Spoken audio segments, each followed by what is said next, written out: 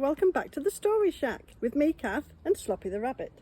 And today we have a story all the way from Persia, which is the old name for Iran.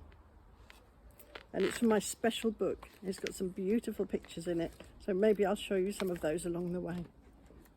This is called Leyla and the Lamp. Long ago, in the old city of Tabriz, a rich merchant lived with his only daughter. Her name was Leyla, and she was very sweet-tempered and very pretty. Now one day the merchant said to Leyla, "It's time you had a husband. I want you to marry my friend Mahmoud. His wife has died and he wants a new wife. He's very rich, and you would have a fine house. You'd have jewels and as many beautiful clothes as you wanted." Well, Leyla was horrified. "Oh, please, don't make me marry him. He's fat and old and really ugly. Everyone knows he was really cruel to his wife anyway. I'd rather die than have him for a husband." The merchant just frowned. "Leyla," he said angrily, "tomorrow I have to go away for 4 days, and when I return I want you to marry Mahmoud. Be a good girl and do as your father wishes." Well, Leyla couldn't sleep that night. She tossed and turned in her bed. She was crying, but also she was thinking very hard. When it was just growing light, she thought of a plan.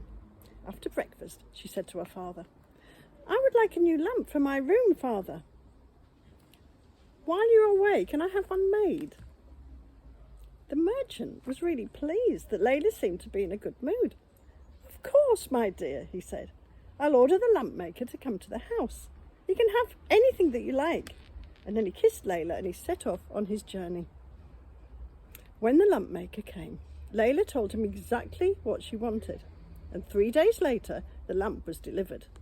It was very tall, and it had 40 smaller lamps all around the top, and it had a secret door in the base.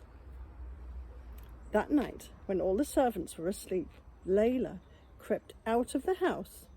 She took off her shoes, left one by the well, and dropped the other one into the water. And then she tiptoed back to her room. She opened the secret door in the lamp, put in a good supply of food and water, stepped in, and closed the door behind her.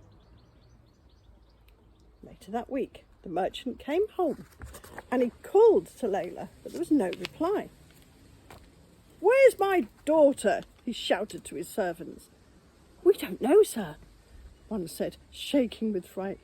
"We can't find her, but we found one of her shoes by the well." "Oh, Leyla, Leyla, my darling daughter," cried the merchant. "What have I done?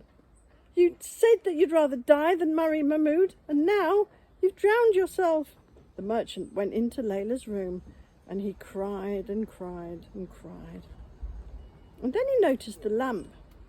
"Take that thing to the bazaar and sell it. I can't bear to look at it. It reminds me of Leyla." And he shouted at his servants. The servants ran in and carried the lamp away, grumbling about the weight of it.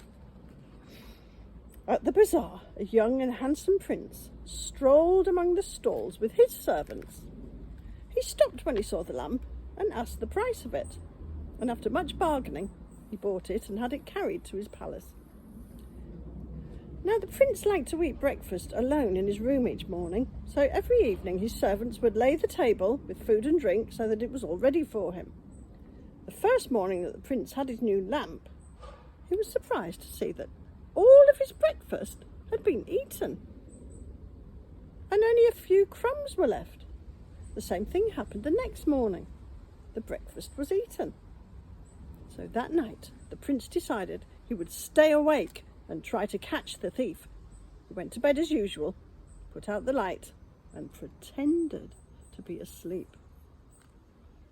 Just as it was starting to get light, he saw the secret door in the lamp open, and a little girl crept out.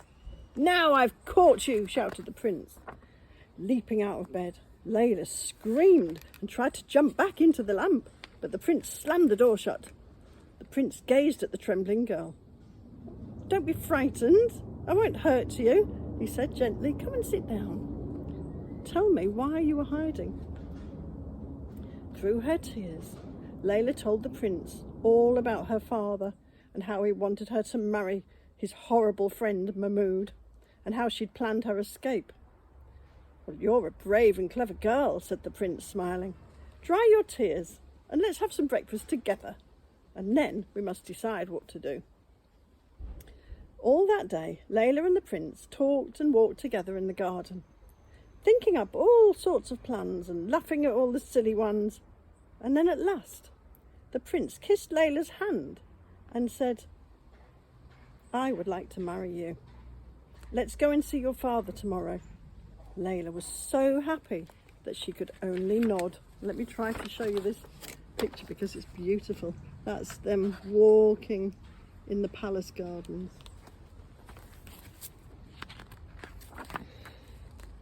The next day, when the merchant was sitting all alone in his house, thinking sadly about his lost daughter, he heard a carriage stop outside.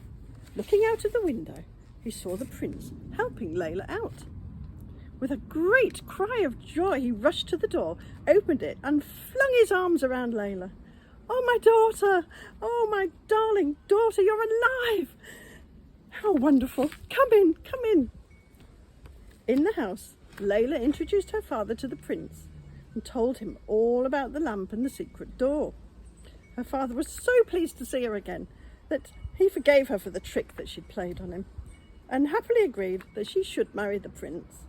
He arranged a splendid wedding for them and gave them the lamp as a present, so that she would always remember how clever she was and how she met her handsome prince.